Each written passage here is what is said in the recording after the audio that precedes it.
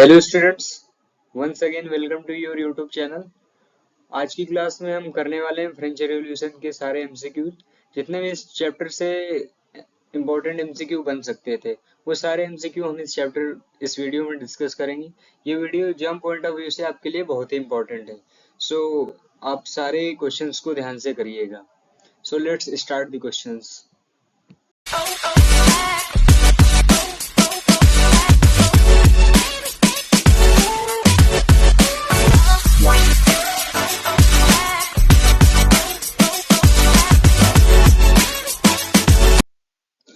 सो पहला क्वेश्चन है आपका, the national assembly framed a constitution in 1791 to limit the power of.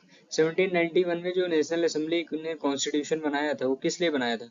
वो king Louis 16 के पावर को क्या करना चाहते थे? लिमिट में करना चाहते थे। The correct option for this question is monarch. जो नेशनल असेंबली ने कॉन्स्टिट्यूशन बनाया था 1791 में, वो ये करना चाहते थे कि जो किंग लुइस 16 है उसकी पावर को क्या कर दिया जाए? लिमिटेड कर दिया जाए। सो correct option for this question is monarch. Then next question is, who wrote an influential pamphlet? What is the third state? ये जो थर्ड स्टेट पैम्फलेट है इसको किसने लिखा था?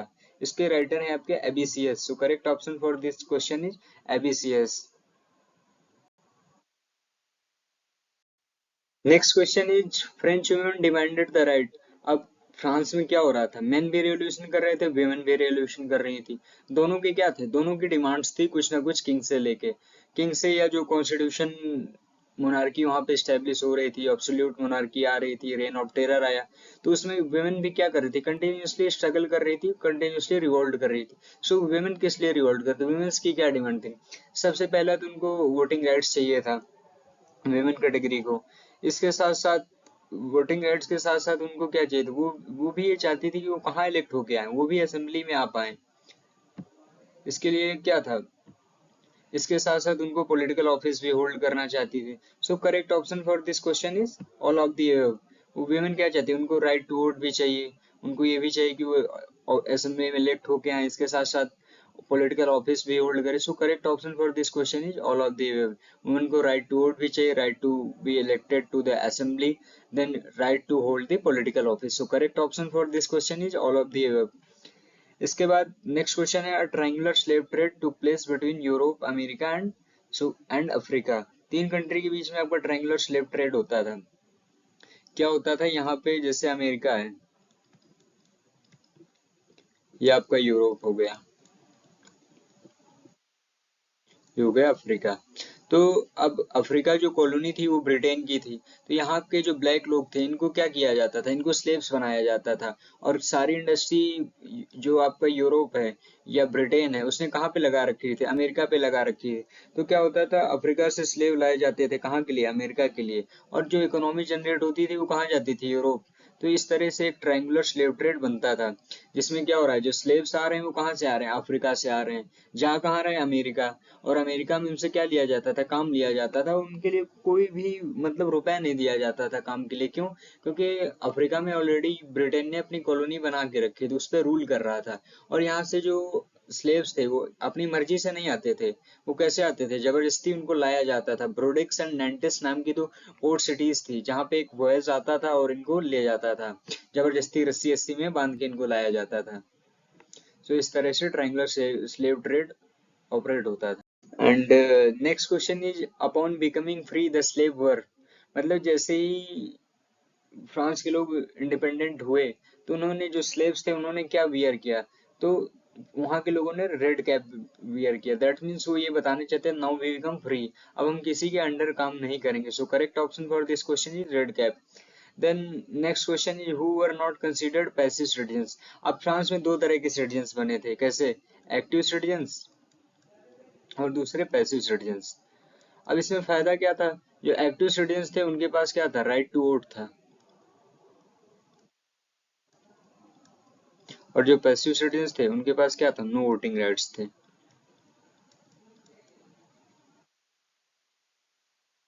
तो पैसिव सिटीजन्स में आपकी वुमेन्स थी, चिल्ड्रंस थे और नॉन प्रॉपर्टीड मैन थे। तो यहाँ पे पैसिव, इसमें क्वेश्चन दिया who are not considered passive citizens. तो जो wealthy, so correct option for this question is wealthy people. जो वेल्दी पीपल थे वो किस में आते थे? एक्टिव सिटीजन्स में आते थे।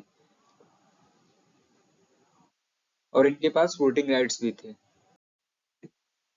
And the next question is a bulletin watch. आपने पढ़ा होगा मैक्सिमिलियन रॉबेस्पियरी का जब टाइम था, मतलब जो जैकोबिन क्लब का रूल आ गया था, वहां पे रेन ऑफ टेरर स्टार्ट था 1773 से लेकर 1774 तक।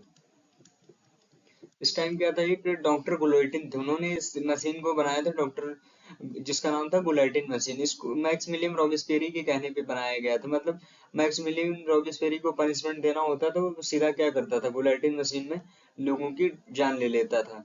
तो अब क्वेश्चन क्या है, गुलाइटिन was गुलाइटिन a device consisting of two poles and blade with which person was beheaded. So correct option is a device consisting of two poles and a blade with which a person was beheaded.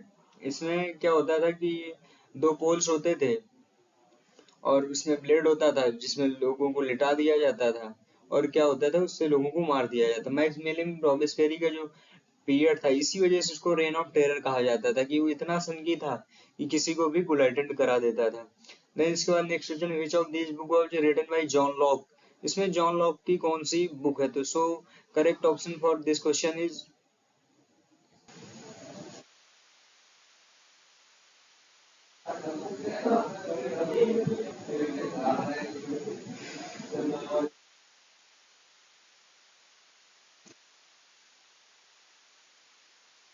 So correct option for this question is two treatises of government. इसका option क्या है, two treatises of government. The spirit of laws ये book लिखी Montesquieu ने। And the social contract was written by J Rousseau in 1762। To treatises of government is correct option. Next question is spirit of laws was authored by, मतलब spirit of laws book किसने लिखी है, so correct option is Montesquieu. Montesquieu ने book लिखी the spirit of laws.